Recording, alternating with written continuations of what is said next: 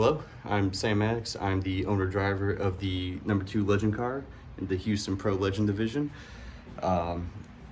Figured now that I got a full year of Legend Car racing under my belt, 2026 being my second full-time racing, I figured it would be a good time to maybe change up the videos here and kind of detail more off-the-track stuff, not less race POVs, but more videos in addition to the race POVs.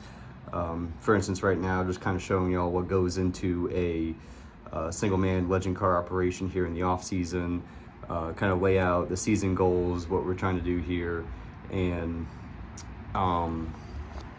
yeah, pretty much. So this is the operation right now. I'm running the whole Legend Car shop out of my apartment garage here. Pretty small, but luckily Legend Cars are also small, so we make do with it. Bought this car before the 2025 season. Was able to run about 5 or 6 races, I believe, on this car. Really learned a lot. Just tried to learn as much as I could and pretty much just have fun, which definitely did. So we'll be back here for, like I said, my second full-time year for 2026, and we'll see how much I truly did learn. So first thing we'll do at the start of the off season is list out the schedule for next year, what races we're planning on running. Unfortunately, being a single man Legend Car operation, limited funding, etc., all those challenges that come with it, we're pretty much limited to running a single track at Houston Motorsport Park, which luckily is only 30 minutes away from where I live.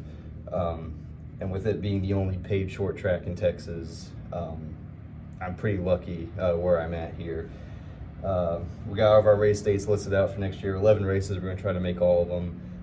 There's a couple so far where I might have potential conflicts, just personal stuff I might have planned, but we're going to try to make do what we can here. Luckily, no sponsor obligations, none of that, running the full schedule, so there might be some benefits come with racing on the shoestring budget that I am. So, like I said, our schedule is pretty limited to running only at Houston Motorsport Park.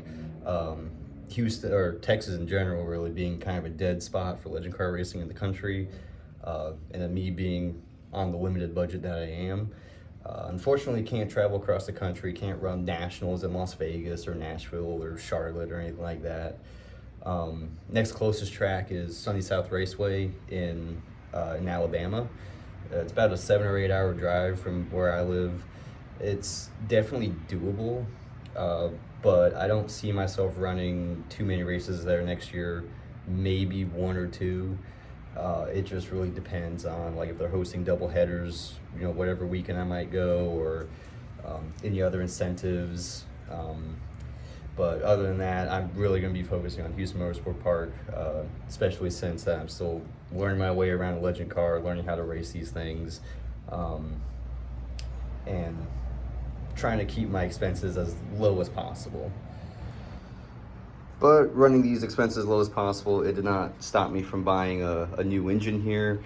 It's still the same 1250cc engine that I'm running right now. This one was recently rebuilt by Hank Scott last August, so I figured it would be a pretty good primary engine to run next year. Therefore, the first big task of the off-season is to pull the old engine and replace it with the new one. This current engine that I have in the car right now, I ran it all last year. Like I said, I only put 5 or 6 races on it, so nothing crazy. It still runs and everything. That's just going to be my backup engine for the next year. I could just run the full season again on this engine, but I really don't want to be, you know, in case this engine blows up. I'm just thinking worst case scenario. I will be sidelined for multiple months, and this is something I just love doing too much, where I don't want to be sidelined that long. So went ahead, bought the new engine here, and just going to work on getting it installed here probably the next week. But before pulling this current engine out, first things first, we're going to have to fog it, which will just entail spraying some of this fogging oil into the I guess, the air inlets of the carburetors, and then spraying some in the cylinders themselves and getting the engine to turn over, and just making sure there's no corrosion. Limited moisture will get in there and corrode, you know, inside the cylinders, whatever else inside the carburetors. So I already took the air filters off the carburetors here. We're just gonna be spraying some of that fogging oil inside these inlets here while the engine's running. That'll just get the fogging oil just inside the carburetors, inside the engine, like I said, to prevent that corrosion that might build up while this engine's being stored. So, like I said, I am running this operation out of my apartment garage, which means that there are people living over there. I do my best to keep the noise to a minimum. It is 2 o'clock on January 2nd, so I don't think I'll be causing too many issues if I were to start the car up right now. But for sure, I try to be respectful of my neighbors here. Haven't had any noise complaints all last year, and hopefully I don't get one now, so we'll see.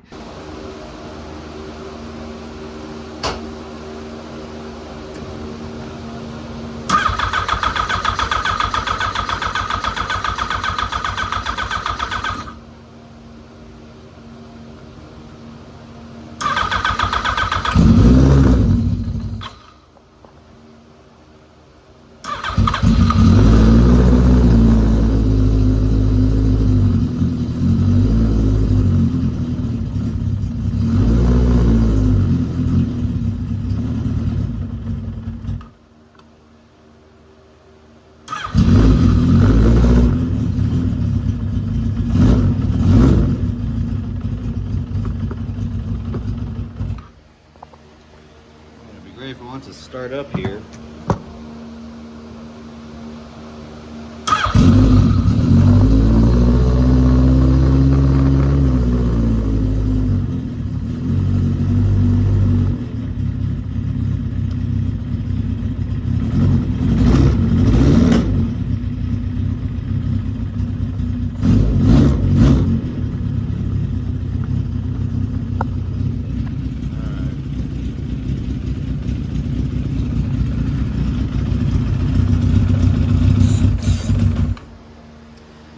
I'm gonna need both hands to do this.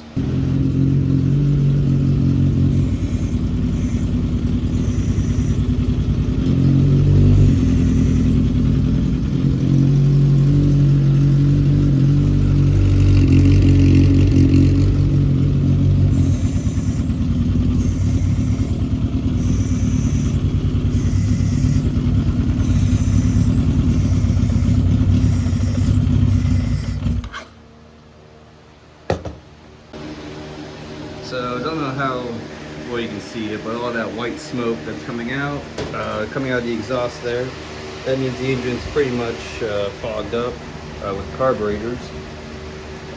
Next thing is to remove the fans and remove the spark plugs and get some of the fogging oil into the cylinders. I wish I thought about this before I fog the carburetors, but just be a second.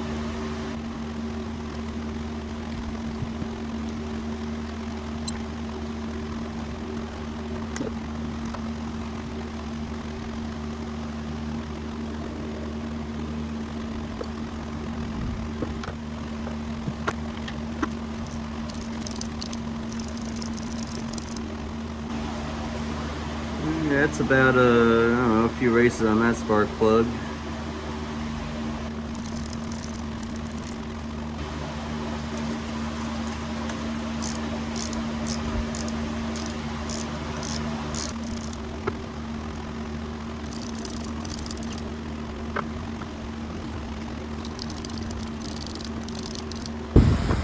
Alright, so with the spark plugs removed, all we're going to do is spray some of our fogging oil inside the cylinders here, and then turn the engine over just for a few seconds.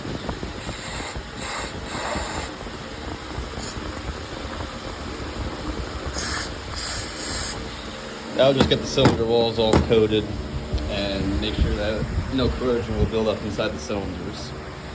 So I just need to do that a few times here. It is a good idea to put a rag or something on top of the cylinders, because when you try to turn the engine over, it will be spitting out some of this oil.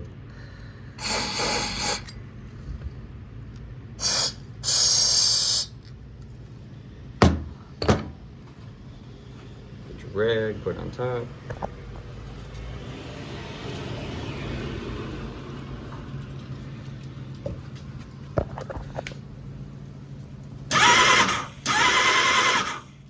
Well, that didn't work, but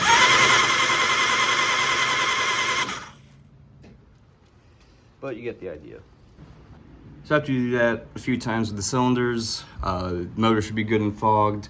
My first time doing this, so take what I say with a grain of salt, because like I said, this is only my second full-time year racing.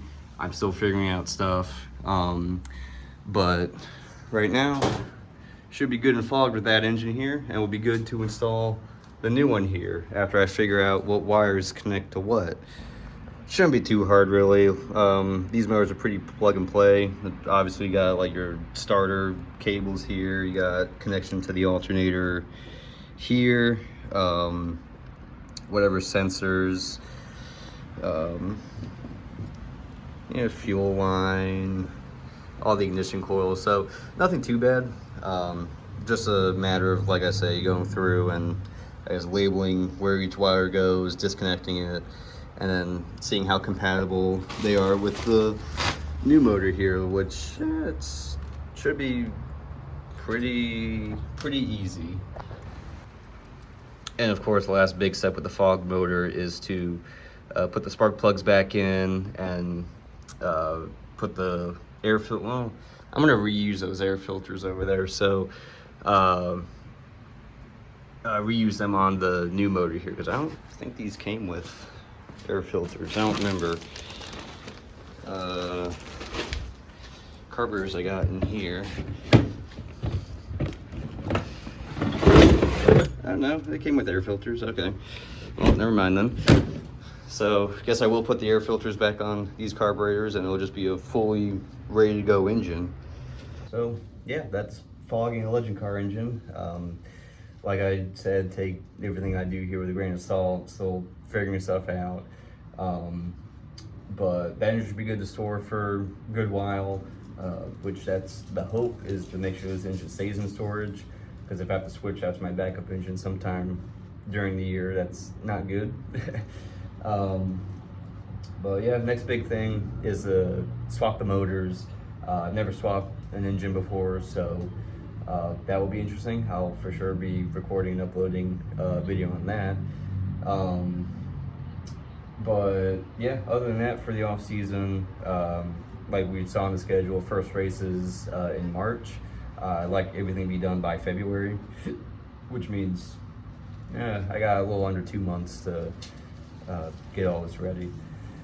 But it's pretty basic stuff. Of course, you want to switch out the brake pads, new tires. I got new ball joints here for the front, new brake shoes for the rears. I am probably gonna not bleed the brake system, but flush the brake system. Yeah, wrap the headers. I got a new cooling system I'm gonna try to put in for the oil, because these old 1250cc engines, they're air cooled, so they're not too terribly efficient when it comes to cooling and longevity. So I'm gonna install a couple extra oil filters or oil coolers, and try to keep this new engine as cool as possible next year, especially with it being Texas, and we got our summer races, and I don't think we had a single race where it was under 70 degrees last year, so it is what it is. But yeah, I'll detail all of that, the whole process, in the future video. Rebuild the caliper, the front calipers too. Not looking forward to the brake shoes, because last year they were tough to switch out. I told myself I was gonna switch the rear disc brakes, but I ended up putting that money toward a new engine, so I'm gonna reuse the drums It is what it is, but those are the kind of choices you have to make when you're operating on as small budget as I am. The car will still work, it'll still race well, just gonna have to deal with brake shoes, brake drums, whatever. But yeah, that's the off-season plan. Yeah, next big move is for sure getting the engine swapped out, so I'll probably be next video here in the off-season. And I'll probably have a third off-season video just kind of going over all that little stuff I just mentioned. Replacing all the suspension bolts, another big thing. Going through all the Heim joints, making sure that there's no play in them and that they're still good to reuse. Shock should still be good. What else do I got? Yeah. Going through all the oil too. I gotta drain the oil from this current the engine that's installed right now, because you don't want to store engines with oil, I've been told. So we're gonna heed that advice. But yeah, no, thank y'all for sticking around if you made it this far in the video.